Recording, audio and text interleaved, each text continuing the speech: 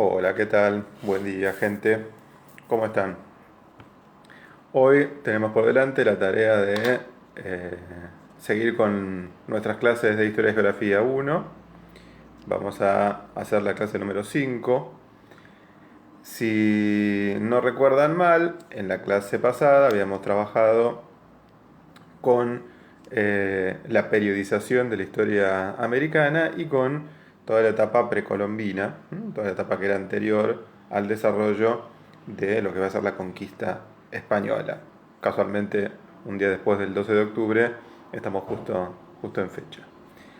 En el día de hoy lo que tenemos que hacer es trabajar eh, con lo que va a ser el otro lado, digamos, de la conquista, que es la sociedad europea. O sea, qué está pasando en Europa en ese momento, que va a llevar finalmente a que se produzca lo que se llama después la expansión ultramarina y la conquista de América por los europeos. O sea, cuáles son las características políticas, económicas, sociales, culturales de la Europa de ese momento que van a permitir o van a estimular el desarrollo de la expansión y de la conquista y de la formación de estos grandes imperios que van a terminar abarcando casi todo el continente americano. Así que esa es la tarea de hoy, ver qué es lo que está pasando en Europa en lo que vamos a llamar la transición desde la Edad Media hasta la Edad Moderna, o sea, fines de la Edad Media o la Baja Edad Media a principios de la modernidad. Así que vamos a poner a trabajarnos con eso. Ya en la clase pasada habíamos hecho un esquemita en donde comparábamos eh, las dos periodizaciones, la periodización europea, de antigua, media, moderna y contemporánea, y la periodización americana, época precolombina, época colonial y época independiente. El punto de contacto que vamos a encontrar, piensen que en todo este periodo estamos hablando de dos eh, grandes civilizaciones, o incluso dos regiones de civilizaciones, que no se conocen entre sí. O sea, cada una tiene un desarrollo histórico, económico, cultural propio. Por eso hay quien habla de que en el siglo XV se produce este, entre comillas, encuentro entre dos mundos. De hecho, sí se encuentran los dos mundos en un encuentro bastante violento y bastante complicado, pero justamente va a ser el momento donde los europeos lleven a la conquista de las sociedades precolombinas americanas. Pero justamente lo que tenemos que ver entonces es qué está pasando en esta transición de la Edad Media a la Edad Moderna en el continente europeo. Y entonces lo que se me ocurrió es hacer un cuadro comparativo, creo que lo tienen también para hacer en el cuadernillo, entre justamente las características que tenía Europa en lo que denominamos la Alta Edad Media. Vuelvan a la clase de número uno, en donde habíamos visto cuáles eran los periodos de la historia europea, y vemos que dentro de la Edad Media hay también distintos subperiodos, temprana, alta y baja Edad Media. La Alta Edad Media es el periodo que va más o menos aproximadamente entre el 800 y el 1100. Y lo que va a ser después la Baja Edad Media, que va entre el 1100 y el 1450, y los principios de la modernidad, que se dan más o menos entre 1450 y el 1600. O sea, recuerden que la Edad Moderna llega en realidad hasta fines del siglo XVIII, ¿sí? Hasta lo que va a ser la Revolución Francesa, que eso lo vamos a ver más adelante. Entonces, lo que me propongo es comparar ambos periodos para ver qué es lo que cambió, qué es lo que no cambió, pero dentro de lo que cambió, por qué va a ser eso un elemento importante para desatar lo que va a ser la expansión ultramarina. Entonces, lo que vamos a ver en un primer momento son los cambios económicos. ¿Cuáles son los cambios económicos que se producen en este periodo? Y entonces ahí tenemos que ir primero a determinar cuáles son las características económicas de la Alta Edad Media, o sea, de la etapa anterior. Y ahí con lo que nos vamos a encontrar principalmente es con que la actividad principal, o sea, la actividad de la que sobrevive la mayoría de las personas en esa época y en Europa occidental, es la actividad agroganadera, o sea, agricultura y ganadería. Hablamos en general de una economía de subsistencia, eso no significa que no haya ningún tipo de comercio, pero digamos que hay alguna forma de comercio, pero una gran parte de lo que se produce, o sea, de lo que los campesinos y los pastores producen, en realidad lo utilizan para el consumo propio, o sea, no para intercambiar con otros, sino para autoconsumo. Por eso decimos que hay una economía de subsistencia, o sea, se produce para subsistir uno mismo. ¿Esto a qué lleva? Justamente, si hay poca cosa para intercambiar, porque la mayor parte lo consumo yo, no va a haber grandes cantidades de personas dedicadas a ese tráfico comercial. Y por lo general, en las ciudades aparecen justamente todas esas personas que se dedican al comercio, o bien personas que se dedican a otro tipo de actividades, pero que consumen los excedentes, o sea, lo que les sobra a los agricultores y a los pastores. Entonces, si yo tengo poco excedente, o sea, a la gente que trabaja en el campo les sobra poco, difícilmente pueda mantener una población con mucha gente en las ciudades dedicándose a otra cosa. Entonces, en esta época, las ciudades son ciudades muy chiquitas. Hay algunas más o menos importantes, pero la mayor parte de las ciudades son pequeñas, tienen poca población. De hecho, esto se produce ya después de que el Imperio Romano cae y sus grandes ciudades se vuelven más chicas que antes. ¿Por qué? Justamente porque hay una crisis en la cantidad de producción de excedente de alimentos que puede alimentar a toda la gente que está en la ciudad. ¿Cuál es el método habitual que se utiliza para el cultivo? Si decimos que la principal actividad es una actividad agrícola, el método que se usa es lo que se conoce como la rotación bienal de cultivos. La rotación bienal es un sistema por el cual cada uno de los campesinos lo que hace es dividir las parcelas que tiene en dos partes y en cada año lo que se hace es producir en una de esas partes lo que se necesita para producir. Después te mando un link con las clases anteriores. Angie. ¿Angie sos? ¿Cómo es el nombre? Bueno, te lo mando por un link. Pero están todas las clases anteriores. Y tenés también de los bimestres anteriores. Em, vol- Volvemos. La rotación bienal lo que significa es que eh, los campesinos dedican una parte de la tierra, usualmente la mitad del terreno, a cultivar el cereal o la planta que necesiten para el alimento. Y por otro lado, dejan la otra mitad libre, en lo que se conoce como barbecho, justamente para que se recupere. Recuerden que no se puede cultivar nada sin que la tierra se vaya desgastando. Y sobre todo si siempre es el mismo cultivo y no se rota, o sea, no se cultiva un año una cosa y otro año otra, la tierra se va desgastando porque va perdiendo nutrientes que las plantas van absorbiendo. Entonces, siempre una parte, hasta las innovaciones tecnológicas de la edad contemporánea, se dejaba libre para que la tierra fuera recuperada, pastaran los animales. Entonces, esa zona se la conoce como barbecho. En la época de la Alta Edad Media, lo que se utilizaba era esto, que era la rotación bienal. Cada año la mitad de la tierra se usa para cultivo, la otra mitad se usa para dejarla libre. Y al año siguiente se da vuelta, se invierte, se rota. La parte que se cultivaba queda libre y la parte que se dejaba libre pasa a ser cultivada. Con lo cual todos los suelos descansan un año sí, un año no y se puede renovar, digamos, la oxigenación de la tierra, etc.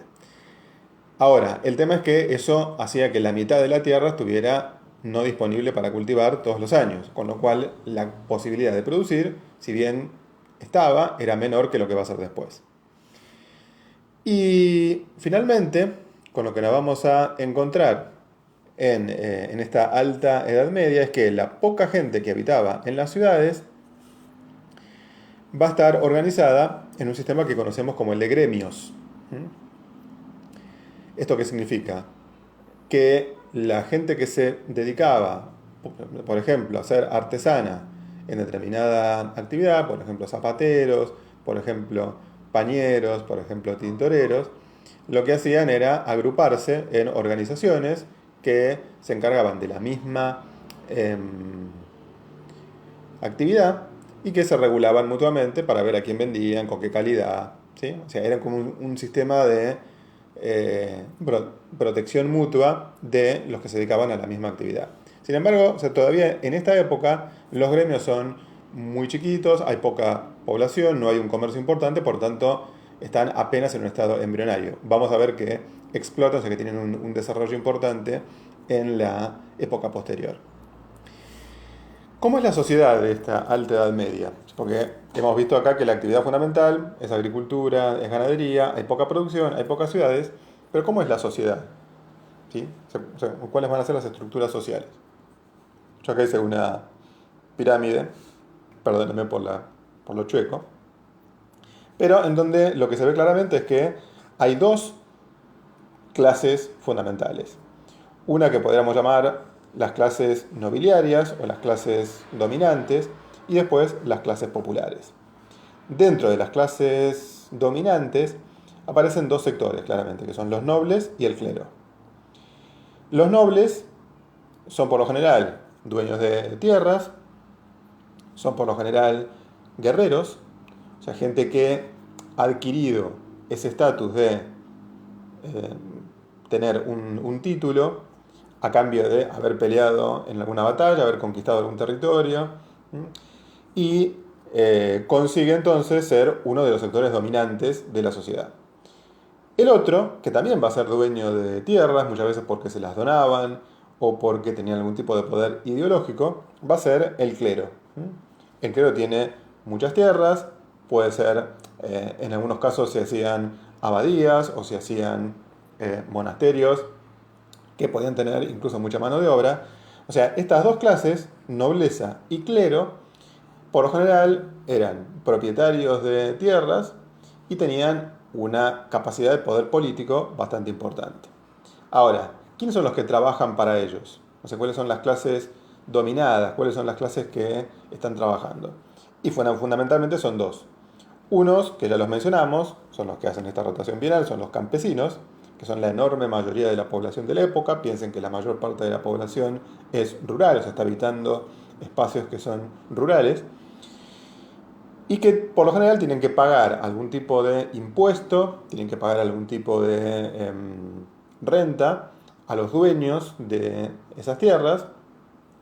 Se los va a conocer como derechos feudales, o sea, el señor, por ejemplo, tenía derechos sobre ciertas tierras, entonces le cobraba a los campesinos el uso de un horno, o les cobraba el pasaje por un determinado puente, o les cobraba simplemente una parte de la cosecha anual, o los obligaba a trabajar una parte de la semana en las tierras del señor, mientras que el campesino producía en su propia parcela, en su propio pedazo de tierra, y entonces se mantenía a sí mismo en esta economía de subsistencia. Pero una parte de la producción tenía que entregarla como impuesto, como renta, a los nobles o al clero.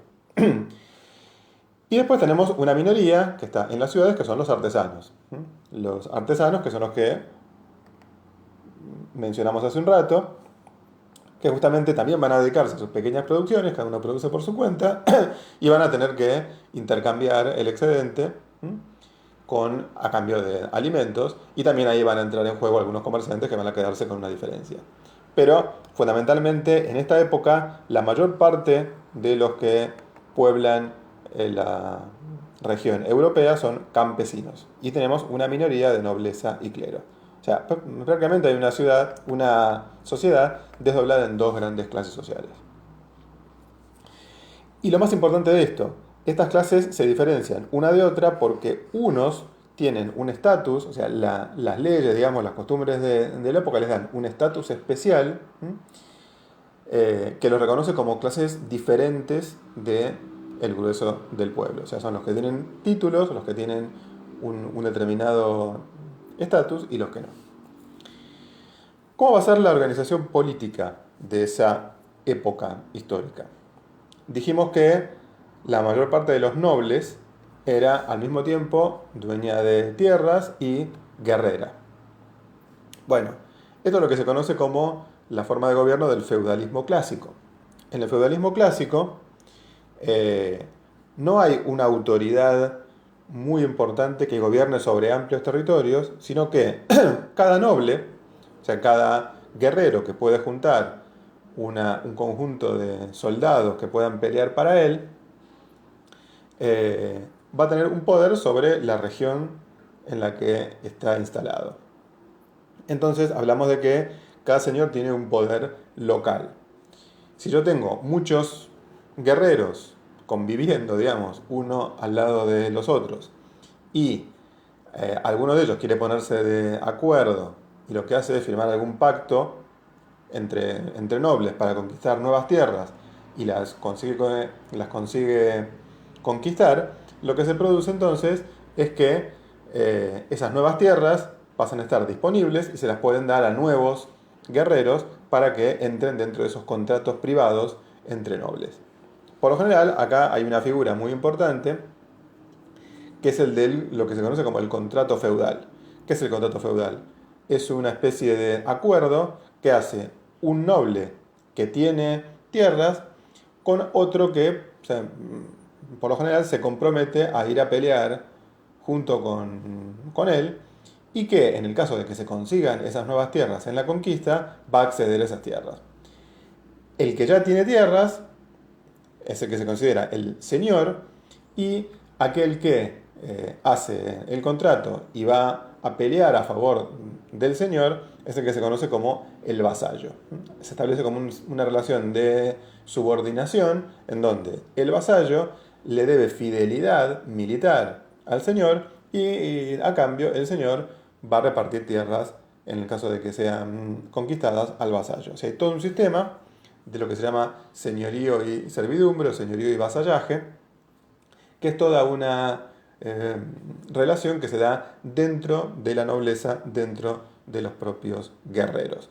La iglesia también a veces forma parte de eso, hay incluso órdenes militares que son religiosas, cuando se producen las cruzadas se generan varios de ellos, los templarios, hospitalarios, o sea, en donde hay sacerdotes que además tienen grupos armados. Lo más importante de esto es que como cada señor feudal tiene un poder militar propio, o sea, tiene gente que pelea para él mismo en una determinada región, ninguno de los nobles tiene un poder mucho más alto que los otros como para poder dominar un país entero o una región mucho más grande. Con lo cual el poder está fragmentado, está como partido en pedacitos y cada señor feudal domina en esta especie de poder local. Entonces, el señor feudal tiene una especie de poder militar regional, tiene también una especie de poder político, administra la región, tiene el poder de cobrar impuestos, es como un mini rey absoluto en su principado, en su feudo, en su región. Esto es lo que se denomina el feudalismo clásico. Por eso en esta época no vemos que haya grandes naciones unificadas, sino que hay un montón de pequeñitas autoridades locales. Finalmente, ¿cómo es la estructura ideológica y la estructura cultural de esta época de la Alta Edad Media? Lo podemos resumir con un concepto único, que es el de un pensamiento teocéntrico. Acá yo les pongo que la iglesia es dominante. Justamente como por lo general la gente de las iglesias era la única que había mantenido eh, la tradición de la lectura de la escritura y tenía un poder ideológico importante, o sea, un poder de convencer a las masas. O sea, piensen que la iglesia maneja la idea del pecado, si uno hace pecado está en contra de las leyes de Dios y entonces hay que hacer lo que las leyes dicen, esas leyes divinas. La iglesia tiene un poder de convencer a una gran cantidad de gente muy importante, con lo cual es el poder espiritual, digamos, más importante de la época. En esta época, si bien va a ser cuestionada, ningún cuestionamiento es muy importante, y entonces la iglesia es amo y señor. Además piensen que, justamente como son grandes propietarios, tienen la posibilidad de disponer de fondos para poder ejercer ese dominio sobre el conjunto de la población. Vamos a ver que todo esto va a ir cambiando, ¿sí? Este pensamiento teocéntrico, este feudalismo clásico, esta sociedad dividida en nobles y campesinos y esta estructura económica. ¿Dónde se va a originar o cuál va a ser el inicio o la chispa del cambio. A mi juicio, esto se va a originar en la estructura económica. Entonces, cuando pasamos de la alta Edad Media a lo que es la baja Edad Media y la modernidad, encontramos un cambio económico que es importante. El principal cambio económico, a mi juicio, es el avance de las técnicas de producción que hace que haya una mayor cantidad de excedentes. Ahora explicamos esto. Habíamos dicho que en la época de la Alta Edad Media lo que existía era la rotación bienal. La rotación bienal empieza a ser reemplazada ya para esta época por una rotación trienal. ¿Esto qué significa? Que cada parcela se va a dividir en tres partes. Una parte se va a dedicar a un cultivo, otro tercio se va a dedicar a otro cultivo, que por lo general complementa al anterior, por ejemplo algún alimento para animales, y por otro lado se deja una tercera parte en barbecho o libre. ¿Qué ventajas tiene esta rotación trinal? Que se va a ir rotando cada porción de la Tierra una vez cada 3 años, y se puede aprovechar 2 tercios de la tierra para producir algún tipo de vegetal. Entonces, la cantidad de producto empieza a aumentar. O sea, con la misma cantidad de tierra empieza a darse una mayor cantidad de producción. También es cierto que lo que se produce en esta época es lo que se conocen como roturaciones. O sea, algunos campesinos empiezan a ocupar tierras que hasta ese momento no habían sido ocupadas. Y entonces la cantidad de producción sube.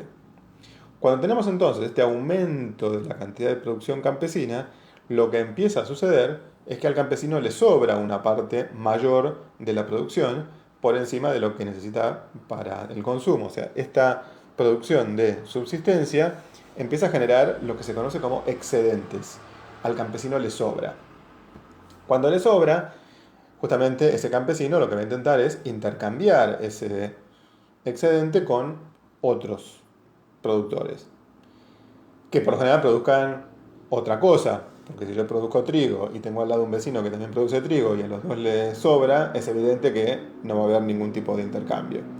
Pero sí pueden intercambiarlo, por ejemplo, con gente que está instalada en las ciudades, que se dedica a producir telas o que se dedica a producir pan. Entonces, empieza a darse un crecimiento de los intercambios entre los excedentes campesinos y los comerciantes que empiezan a instalarse en la ciudad, incluso los artesanos que empiezan también a crecer cada vez más. Con lo cual, lo que crece es el comercio, o sea, hay más intercambios y van a empezar a crecer lentamente y después cada vez más rápido las ciudades. Se empiezan a ver ciudades con un montón más de población, empiezan a instalarse muchos campesinos que empiezan a escaparse, digamos, de los feudos, empiezan a instalarse en la ciudad, empiezan a dedicarse o bien a actividades artesanales, o bien incluso algunos pasan a ser, digamos, mendigos en las ciudades. Con lo cual empieza a modificarse por completo el paisaje social. En las ciudades entonces, ¿quiénes se van a instalar además de artesanos y de comerciantes? Y bueno, una cantidad de personas que empieza a disponer de dinero. O sea, cuando hay más comercio, empieza a circular más dinero. En esa época son monedas de distintos tipos de metales, o sea, no hay billetes. Pero justamente empieza a haber un sector que ya sea porque son comerciantes o ya sea porque son nobles y también tienen disponibilidad de dinero, empiezan a prestarlo. Empiezan, por ejemplo, a prestarlo a comerciantes que lo necesitan y se forma todo un sector de prestamistas que más adelante vamos a denominar banqueros. O sea, gente que se establecía ahí en la puerta de una callecita de alguna ciudad, ponía un banquito y se ponía a cambiar monedas. De ahí el concepto del banco. Estos banqueros empiezan a juntar una serie importante de monedas y empiezan a cobrar interés por esas monedas, con lo cual empiezan a tener una acumulación de dinero líquido que es distinta de la acumulación que hacían los nobles, que por lo general eran dueños de tierras y que eran guerreros. O sea, empieza a surgir un sector rico, que ahora vamos a ver cómo lo llamamos en historia, que empieza a tener poder económico al mismo tiempo que los nobles y que el clero. Justamente como el crecimiento de las ciudades, o sea, que haya una actividad comercial más grande, o sea, este sistema de gremios se empieza a transformar cada vez más, empiezan a crecer, a hacerse más importantes. Dentro de los gremios, por lo general, hay tres categorías. Una categoría que es la de los maestros, que serían de alguna manera los dueños del gremio.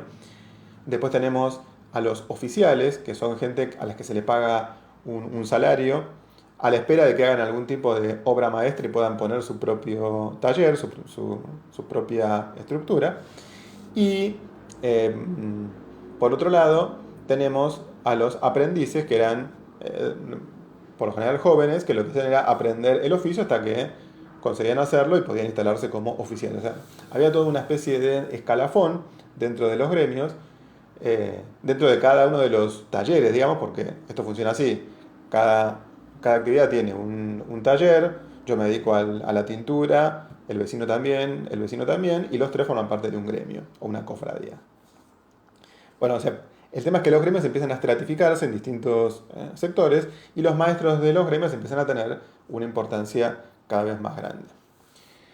¿Qué pasa entonces con la sociedad? Habíamos visto cómo era antes, noble clero contra campesinos artesanos. Pero ahora vemos que aparece un sector que dijimos que empieza a dedicarse al comercio o al préstamo de dinero, y a ese sector empezamos a llamarlo la burguesía. O sea, son sectores que ya no son nobles, o sea, en muchos casos no tienen títulos, o sea, no tienen un estatus especial, la sociedad no les reconoce un estado legal diferente, pero sin embargo empiezan a tener riquezas. Con lo cual empieza a surgir una serie de eh, conflictos entre esta gente que tiene plata pero no tiene títulos y la gente que tiene títulos pero a veces no tiene tanta plata. O sea, esta disputa entre la nobleza y la burguesía va a ser cada vez más importante en toda la edad moderna. Y los campesinos y los artesanos obviamente siguen existiendo, siguen siendo la mayoría de la población, pero ahora están metidos en una economía que es cada vez más mercantilizada. Con lo cual, algunos campesinos empiezan a quedarse sin tierras y pasan a ser obreros o asalariados de algunos campesinos que son más ricos. O sea, la sociedad en lo básico, fíjense que no cambia. Nobles y clero por un lado, campesinos artesanos por el otro, pero aparecen los burgueses como una clase intermedia que empieza cada vez a presionar más y va a traer después muchos cambios económicos y sociales en la época posterior.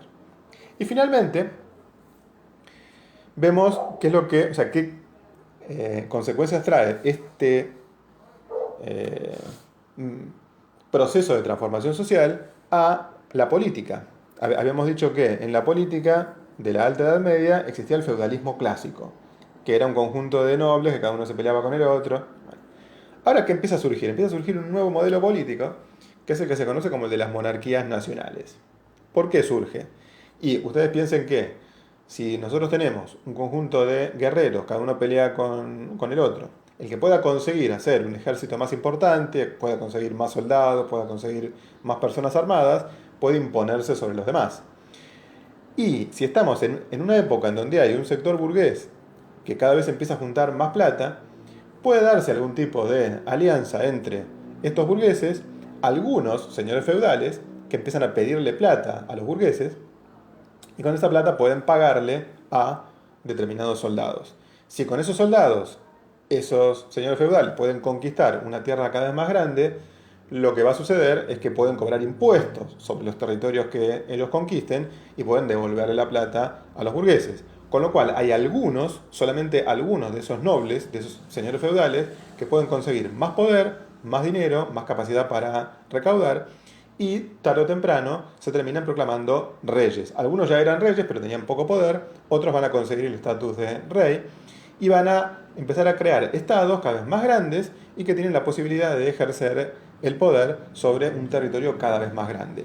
Esta es la época en donde, por ejemplo, van surgiendo algunos reinos que hoy conocemos. El de Francia, el de Inglaterra, los reinos que después van a terminar formando España, Portugal. Tengan en cuenta esto porque efectivamente la conquista va a ser hecha por estos estados nacionales. ¿Qué le va a permitir políticamente, digamos, a estas monarquías nacionales imponerse?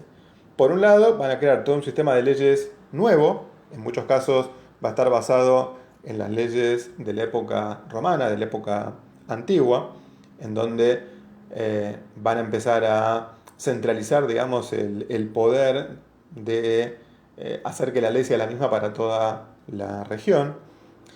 Por otro lado, como dijimos recién, se empiezan a formar ejércitos profesionales. O sea, en vez de ser un noble que va a pelear por otro a cambio de que le dé tierra, en el caso de que sea conquistada, el ejército profesional le paga un sueldo al soldado que tiene que mantenerse fiel, digamos, a los mandos del ejército real. Entonces, el ejército empieza a prepararse mejor, empiezan a adquirir nuevas técnicas y se convierten en ejércitos más poderosos, más grandes, que empiezan a derrotar a los señores feudales más chiquitos. Por otro lado, con los impuestos que consiguen recaudar de todas las poblaciones sometidas, por lo general lo que van a hacer es financiar o poder pagarle un sueldo a lo que vamos a llamar burocracia estatal. O sea, empieza a haber un montón de funcionarios, gente que empieza a dedicarse a distintas actividades al servicio del rey, que por ejemplo se dedica a la guerra, a las finanzas, a la cuestión pública, a distintas actividades que, o sea, a cambio de las cuales va a recibir un sueldo pagado por el rey, con lo cual va a ser más fiel que en la época de los señores feudales. Entonces acá se van formando estos estados dirigidos por dinastías que van finalmente a ir armando imperios importantes. Piensen que España y Portugal van a ser dos monarquías nacionales que son las dos que van a salir primero a conquistar América más tarde. Bueno, y finalmente, en lo que tiene que ver con los cambios culturales, habíamos dicho que el pensamiento teocéntrico era absolutamente dominante en la Alta Edad Media. Bueno, a partir de la época de la Baja Edad Media y de los principios de la Edad Moderna, empiezan a surgir varios movimientos, algunos que son artísticos, otros que son filosóficos, otros que tienen que ver con la religión, que empiezan a cuestionar todo ese modelo centrado en Dios y en el poder de la Iglesia. Uno fundamental en el arte es el que se conoce como el Renacimiento. El Renacimiento lo que hace es empezar a tomar formas artísticas en la arquitectura, en la escultura, en la pintura, que tenían que ver con la antigüedad del Imperio Romano, o sea, con una época anterior al cristianismo, y empiezan a mezclar esos motivos precristianos con la religión cristiana. Y por ejemplo empiezan a hacer pinturas de dioses griegos o romanos, empiezan a utilizar el desnudo, que era algo mal visto por la Iglesia Católica en ese momento. Se usaba la perspectiva, que es esta pintar haciendo creer al que ve ese cuadro que hay una profundidad, cosa que no se usaba antes. O sea, hay toda una renovación que tiene que ver con volver a los métodos artísticos de la antigüedad. Algo parecido va a ser el humanismo, porque el humanismo lo que va a plantear principalmente es que los seres humanos tienen la potencia o la capacidad de modificar su propio destino, o sea, van a centrar la idea filosófica en el ser humano y no solamente en Dios. Si bien es cierto que los humanistas siguen creyendo en Dios, o sea, son cristianos, sin embargo, empiezan a plantear que los seres humanos pueden hacer cosas por su cuenta, a través de su propia razón, a través de su propio conocimiento. Entonces como que empiezan a limitar la idea de que Dios es absolutamente todopoderoso y que la Iglesia tiene que mandar absolutamente sobre todo. Eso va a hacer que también vayan surgiendo movimientos que empiecen a cuestionar la autoridad de la propia Iglesia Católica. Empiezan, o sea, por ejemplo, a cuestionar la autoridad del Papa, que es el jefe máximo de esa iglesia, y empiezan a formar iglesias separadas de esa iglesia central. Este es el movimiento que se conoce como la Reforma Protestante, o sea, surgen nuevas religiones como el luteranismo, el calvinismo, el anglicanismo, algunos sostenidos por sectores de la burguesía, otros sostenidos por algunas monarquías nacionales, como el caso de Inglaterra. Y O sea, todos comparten esta idea de que el Papa ya no tiene el poder sobre el conjunto de los cristianos y se van a formar iglesias que siguen siendo cristianas, pero que tienen una serie de dogmas diferentes de lo que va a ser la autoridad de la religión católica. Con lo cual va a producirse una gran división y un montón de guerras civiles entre las diferentes religiones durante varios siglos después, lo que se conoce como las guerras de religión. Entonces, fíjense que cuando uno ve todo este cambio, acá uno puede empezar a descubrir, y ya les anticipo, cuáles son las cuestiones que van a llevar a la expansión ultramarina. Por un lado, o sea, a que los europeos se decidan a financiar viajes al otro lado del océano. Por un lado, hay un crecimiento del comercio, entonces muchos comerciantes, muchos burgueses empiezan a estar interesados por encontrar nuevos mercados o, por ejemplo, comerciar especias que están del otro lado del mundo. Entonces, efectivamente, hay un interés de los burgueses en obtener esos nuevos mercados. Por otro lado, los propios nobles también intentan conseguir nuevas tierras para cobrar nuevos impuestos. Los reyes también están muy interesados en esto porque saben que conquistar nuevos territorios les implica tener nuevos súbditos, cobrar impuestos y ser más poderosos que otras monarquías, por eso van a financiar a los navegantes que van a ir por el océano. Y justamente estas nuevas formas de pensamiento van a hacer que algunos de esos navegantes, como Colón, se animen, digamos, a hacer cosas que eran vistas como imposibles en el mundo religioso anterior. Entonces, ahí como que tenemos ya las bases para ver cuáles son las características de la expansión ultramarina europea que lo vamos a ver en la próxima clase. Así que bueno, este sería el resumen más general de lo que son las estructuras que fueron transformándose o modificándose en este pasaje que se da alrededor entre el 1400 y el 1500. En la próxima entonces vamos a ver cómo se da ese pasaje a la expansión ultramarina, o sea, cómo van a ser los europeos para empezar a navegar por otros continentes y van a terminar conquistando grandes imperios y transformando por completo la economía mundial. Pero bueno, eso lo vamos a dejar ya para nuestra anteúltima clase y antepenúltima, porque va a ser la clase número 6, y vamos a seguir entonces con el hilo hasta finalmente ver cuáles son las características de sus imperios coloniales creados por los europeos en América.